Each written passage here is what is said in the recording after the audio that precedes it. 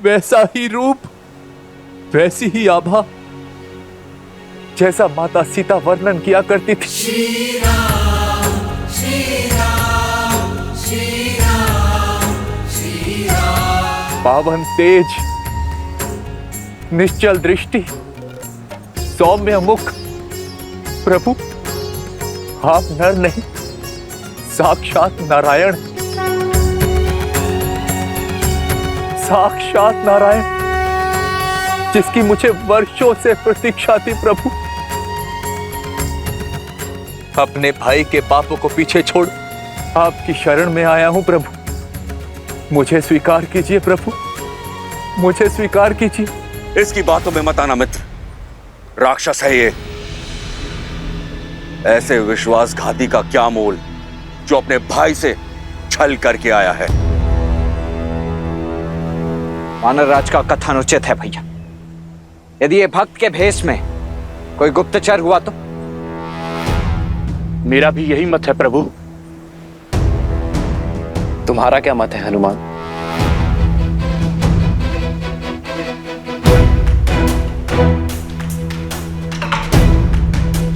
प्रभु, रावण की अधर्म की लंका में विभीषण जी ही धर्म का एकमात्र दीप थे। प्रभु, मैं इनकी सहायता से ही माता सीता को खोज पाया। प्रभु, रावण की सभा में इकलौते विभीषण जी ही थे जो मेरे लिए लड़ रहे थे। प्रभु, आपके प्रति इनकी भक्ति निश्चल है, इनका भाव निर्मल है। किसी को हो न हो, परंतु मुझे महाराज विभीषण पे पूरा विश्वास है। हनुमान को विभीषण पर विश्वास है और मुझे हनुमान पर। आप यहां सुरक्षित है विभीषण। यहां मैं अपनी सुरक्षा के लिए नहीं आया, अपितु लंका की प्रजा की रक्षा के लिए आया हूं। रावण रूपी वृक्ष जब पाप के बोझ से गिरेगा तो असंख्य निर्दोष मारे जाएंगे, बालक अनाथ होंगे। मैं केवल उन्हीं की रक्षा के लिए आया हूं। प्रभु, उठो विभीषण। प्रजा का वर्तमान और भविष्य एक राजा ही बचा सकता है। बोलिए लंकेश।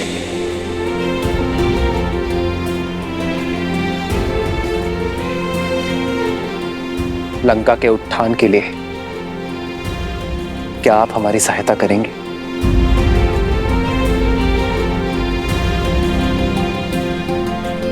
लंकेश? हाँ विभीषण, राजा वही जो झूठे दंभ और अहंकार से ऊपर उठकर प्रजा का ध्यान रख सके, जिसे धर्म का ज्ञान हो, जिसकी दृष्टि से प्रजा का संकट कभी छूटा ना रह सके, जो कभी किसी निर्दोष को दंड ना मिलने दे। विभीषण, तुमने इतना बड़ा संकट उठाकर लंका और लंका के सामान्य जन के लिए रावण का विरोध करने का निर्णय लिया है। यह तुम्हें लंका का भावी राजा बनने के योग्य सिद्ध करता है।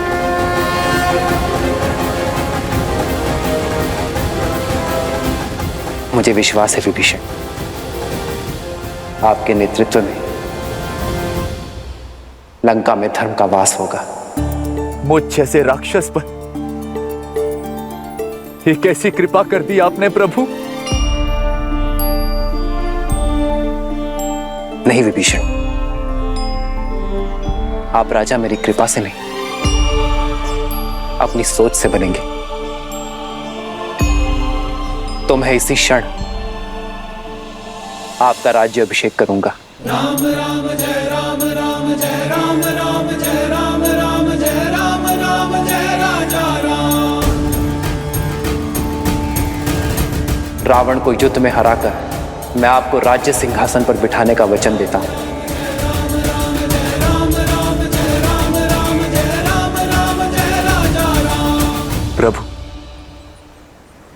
मैं तो यहां आपका दास बनने आया था, और आपने तो एक दास को राजा बना दिया प्रभु। ये सामर्थ्य केवल प्रभु श्री राम ही कर सकते, केवल प्रभु श्री राम।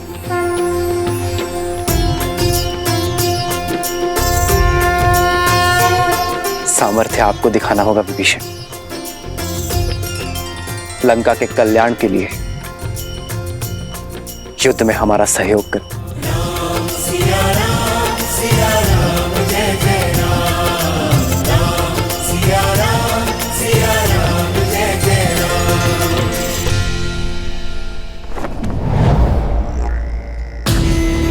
महाराज, वो राम ने लंका द्रोही विभीषण को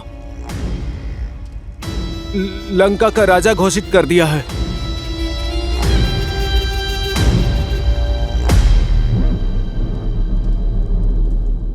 मैं जानता था विभीषण वहीं जाएगा। और क्या कहा उसने? उन्होंने कहा कि राजा वो नहीं जो राज सिंहासन की शोभा बढ़ाए, बल्कि राजा वो है जो प्रजा के हृदय में विराजे और धर्म के पथ पर चले और अपनी प्रजा को सुमार्ग पर ले जाए और उनसे प्रेम करे। और विभीषण ने कहा कि जो दास बनने आया उसे राजा बनाने का सामर्थ्य श्री राम में है।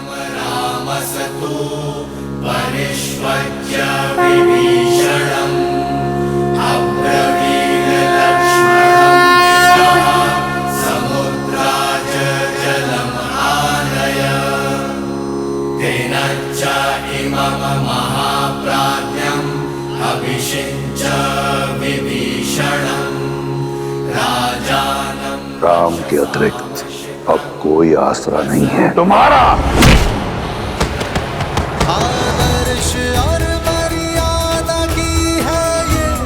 महाराज विभीषण की, महाराज विभीषण की।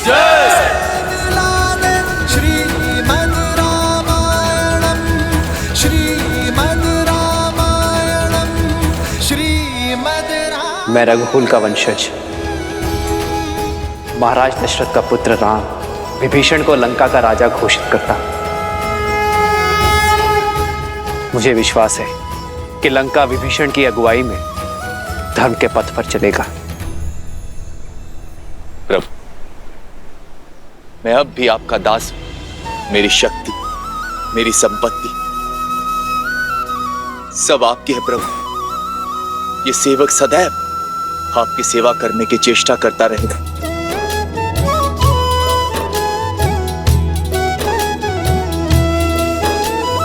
जिन्ह पायन के पादुकन्ही भरतु रहे मन लाई, ते पद आज बिलो की हम। महाराज विभीषण की, महाराज विभीषण की, महाराज विभीषण की, महाराज विभीषण की। उष्ट्राणं विवाहेषु गीतम गायन्ति गदर्भः परस्पर प्रशंसन्ति।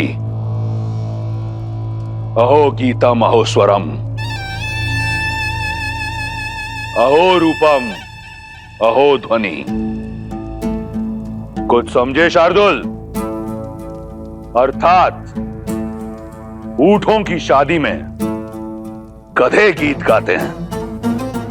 एक बेसुरा कुरूप की प्रशंसा करता है और कुरूप बेसुरे के स्वर पर ताली बजाता है। क्या अद्भुत प्रसंग है। एक निष्कासित कायर ने एक निर्धन वनवासी के चरणों का दास बनना स्वीकार किया और उस वनवासी ने उस कायर को राजा बनाने का आश्वासन दिया। दो भाग्यहीन एकजुट होकर रावण का सामना करने का स्वप्न देख रहे हैं।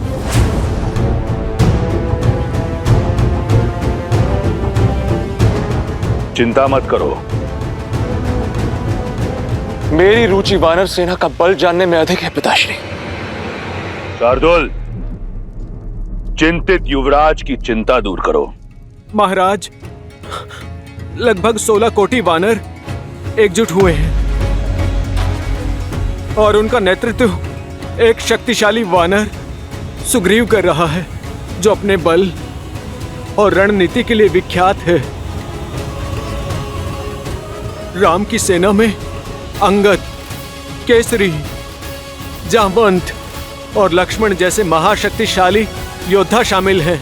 विभीषण जी, लंका की शक्ति, वहां का मानचित्र और वहां की युद्ध शैली के विषय में आपसे अधिक ज्ञान यहां पर किसी को भी नहीं। तो सर्वप्रथम आप हमें यह बताइए कि इस 100 योजन से भी अधिक समुद्र को पार कैसे किया जाए लंका पहुंचने के लिए? सागर को पार करा सकने में सक्षम केवल वरुण देव।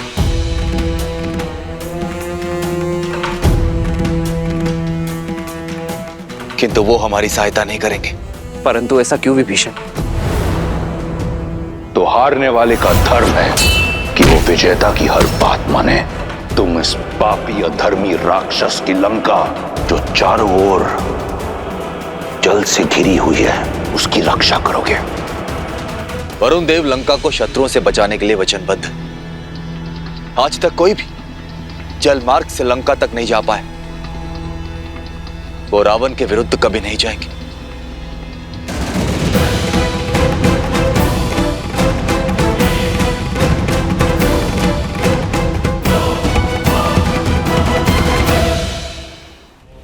ये सामान्य योद्धा नहीं है पिताश्री। इतने बलशाली योद्धाओं का एकत्रित होना उस राम की मंशा अवश्य ही कुछ बड़ा करने की है। तो क्या इंद्र को परास्त करने वाला इंद्रजीत एक वनवासी से भयभीत हो गया? कौन है राम?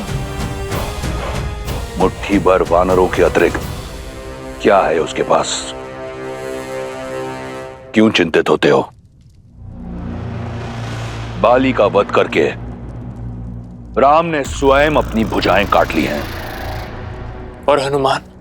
हनुमान ने जो उत्पात लंका में मचाया वो इसलिए क्योंकि हम सतर्क नहीं थे, अन्यथा उसकी गर्दन चंद्रहास को भेंट चढ़ जाती। और रहे शेष बड़े नाम, सुग्रीव वो कायर है जो बाली से छिपा बैठा था, जामवंत बूढ़ा है और अंगद एक बालक।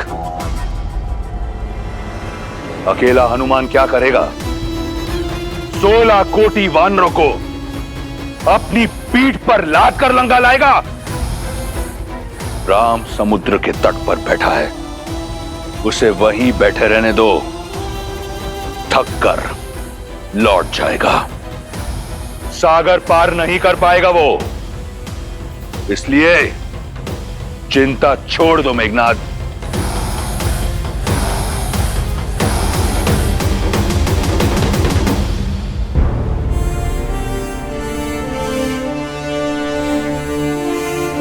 यदि वरुण देव ही सागर से जाने का मार्ग दे सकते हैं तो मैं वरुण देव की आराधना कर उन्हें प्रसन्न करूंगा। प्रार्थना करूंगा कि वो हमें मार दें। क्षमा कीजिए भैया, परंतु प्रार्थना करने जितना समय नहीं है हमारे पास। हमारे वनवास को समाप्त होने के लिए बस 1 माह का समय शेष रह गया। वहां अयोध्या में भरत भैया हमारे लौटने के दिन गिन रहे होंगे और लंका में भाभी मां सीता। और अब जब हम जानते ही कि वरुण देव उस रावण के दास हैं और लंका के विरुद्ध हमारी कोई सहायता ही नहीं कर पाएंगे, तो फिर उनसे प्रार्थना करने का क्या लाभ है भैया?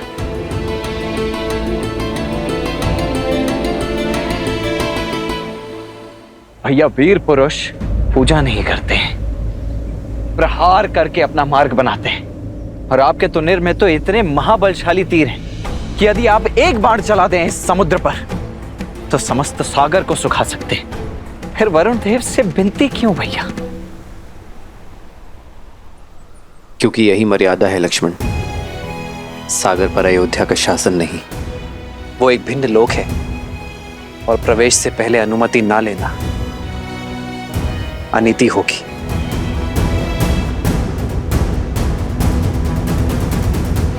धर्म का मार्ग प्रशस्त करने के लिए मैं अधर्म का पथ नहीं चुन सकता। वो वीरता अधूरी है जिसमें मर्यादा, धैर्य और विवेक ना हो। अपनी इच्छा पूर्ण करने के लिए यदि हम बलपूर्वक किसी को विवश करेंगे तो हम में और रावण में कोई अंतर नहीं होगा लक्ष्मण। और बल से झुकने वाले शीश विरोध में सबसे प्रथम उठते हैं, और हमें सागर से विरोध नहीं सहयोग चाहिए। इसलिए हम सागर से प्रार्थना करेंगे। मुझे पूर्ण विश्वास है कि वरुण देव हमारा उद्देश्य समझेंगे और हमारी सहायता करेंगे। परंतु यदि आपकी प्रार्थना के पश्चात भी उन्होंने आपका अनुनय नहीं माना तो? जो हुआ नहीं उसकी कल्पना कर भविष्य नहीं गढ़ा जाता लक्ष्मण। हम अयोध्या की गरिमा का मान रखेंगे और उसके पश्चात कोई निर्णय लेंगे।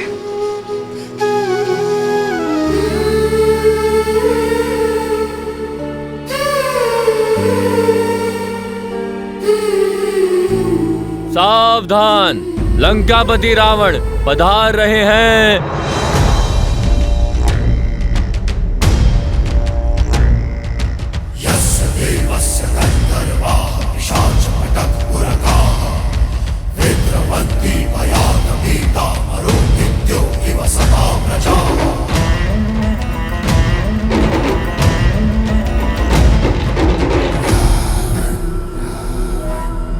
विश्वास है मुझे कि तुम्हें पता चला होगा कि तुम्हारा वनवासी अपनी वानर सेना सहित सागर के उस पार पहुंच गया है। ये जानकर तुम्हारे मन में आशाएं पंख लगाकर उड़ रही होंगी, ये सोचकर कि शीघ्र ही तुम अपने वनवासी का मुख देखोगी। मैं वचन देता हूं कि जब अगली बार हमारी भेंट होगी तो तुम राम का मुख अवश्य देखोगी, परंतु उसके धड़ के बिना।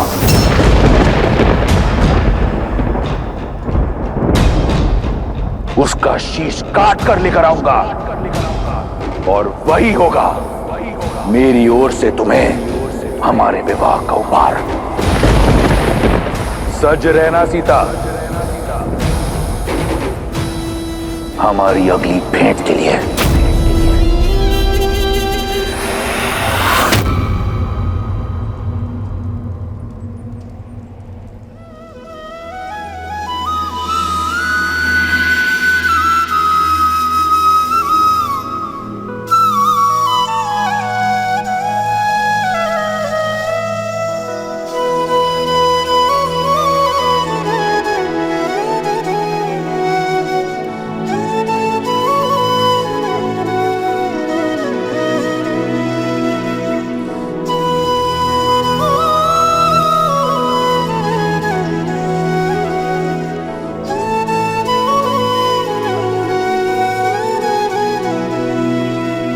सुनत बिहसी बोले रघुबीरा, ऐसे ही करब धरहु मन धीरा।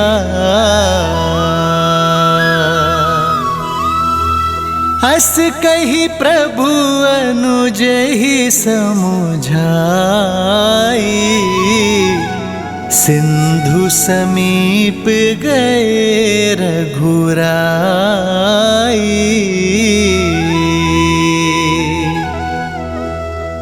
प्रथम प्रणाम किन्ह सिरुनाई, बैठे पुनि तट दर्भ साई।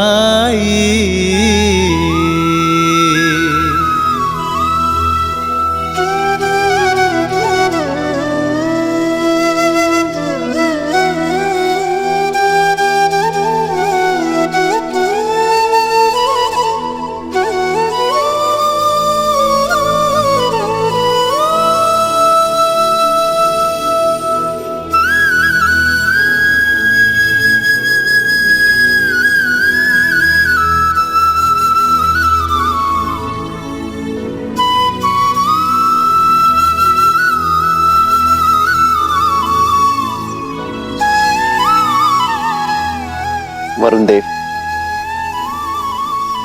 आप ना ही मेरी व्यथा से अनभिज्ञ हैं और ना ही रावण की पाप गाथा से।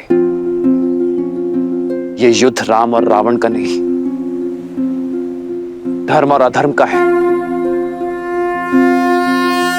मुझे पूरा विश्वास है वरुण देव कि आप धर्म का साथ देंगे, अपना देवत्व बनाए रखेंगे, मन से की गई मेरी प्रार्थना का उत्तर देकर लंका जाने का मार्ग देंगे।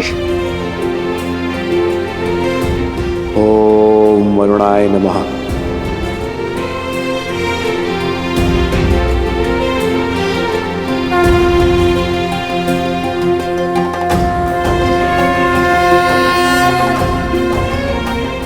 ओम जल बिंबाय विद्महे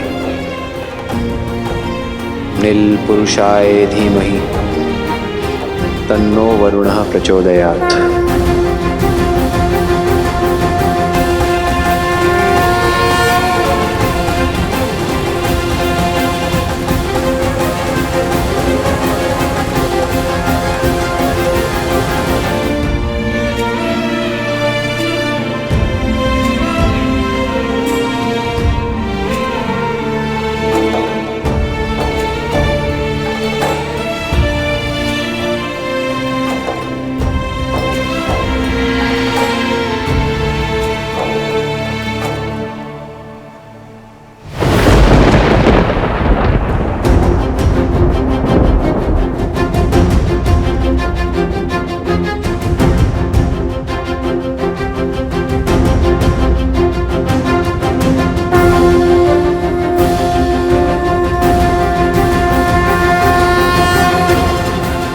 वरुण देव,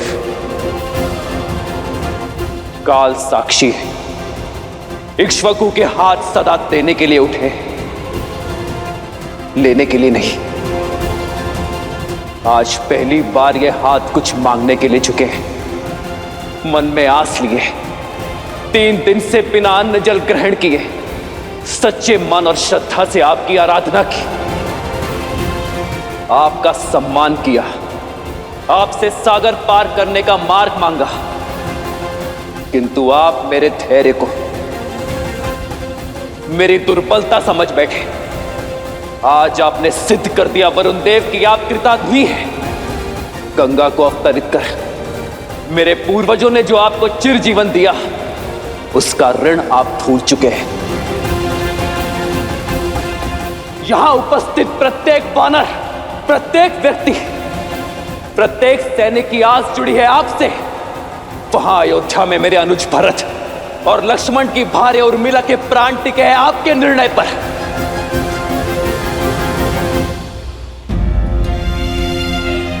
पाप की लंका में बंदी बनी मेरी सीता की मर्यादा जुड़ी है आपसे, और ये सब जानते हुए भी अनजान बन रहे हैं आप, मौन बैठे हैं।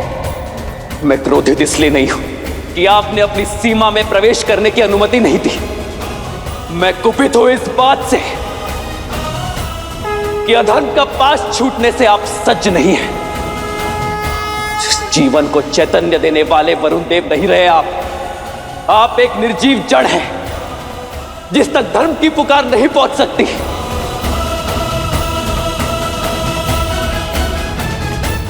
और इस जड़ता को नष्ट करने का एक ही मार्ग है, प्रहार।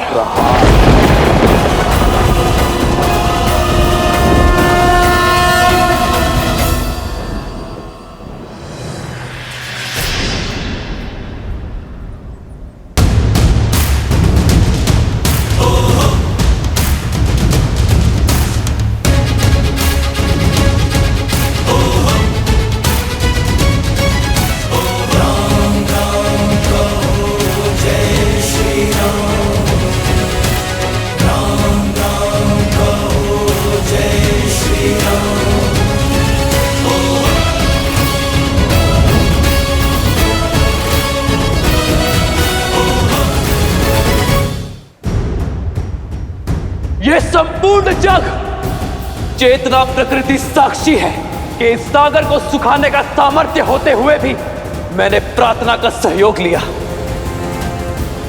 किंतु वरुण देव के हठ ने मुझे बल का प्रयोग करने पर विवश कर दिया। मैं दशरथ नंदन राम इसी क्षण ब्रह्मास्त्र का आवाहन करता हूं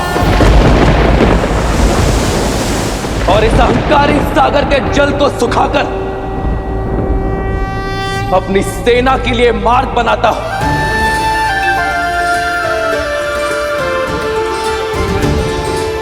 और इस कृत्य के लिए केवल एक ही दोषी है, वरुण देव।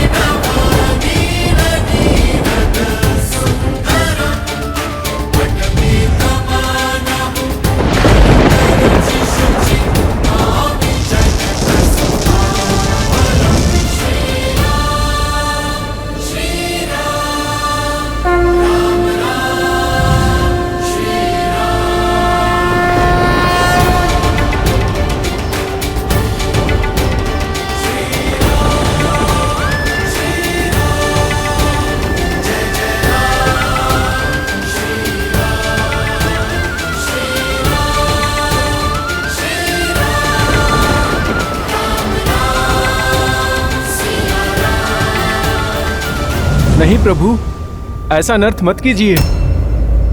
मैं क्षमा प्रार्थी हूँ प्रभु, किंतु मेरी चेष्टा आपका अनादर करने की नहीं है, आपकी प्रार्थना को अनसुना करने की नहीं थी। मेरे मौन का कारण रावण का भय है प्रभु।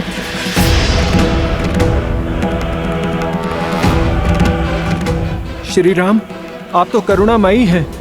यदि रावण आपसे क्षमा मांग ले और माता को लौटा दे तो आप उसके पापों को भूलकर क्षमा कर सकते हैं, किंतु रावण राम नहीं है, वो मेरे प्राण लेकर ही मानेगा प्रभु।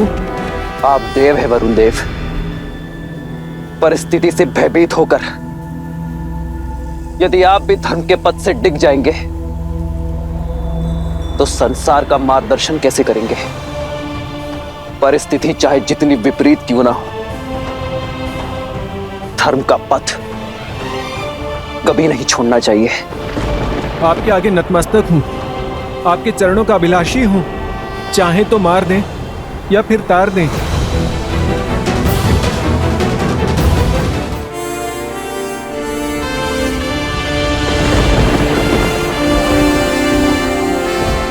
उठिए वरुण देव, मैं आपकी चिंता को समझता हूं, इसलिए आपको अभय देता हूं, किंतु यह ब्रह्मास्त्र धनुष पर चढ़ चुका है, तुनीर में वापस नहीं लिया जा सकता। इसे उत्तर दिशा में ग्रिकुल यज्ञ की ओर छोड़िए प्रभु। आपका अस्त्र वहां रह रहे पापियों का नाश करेगा।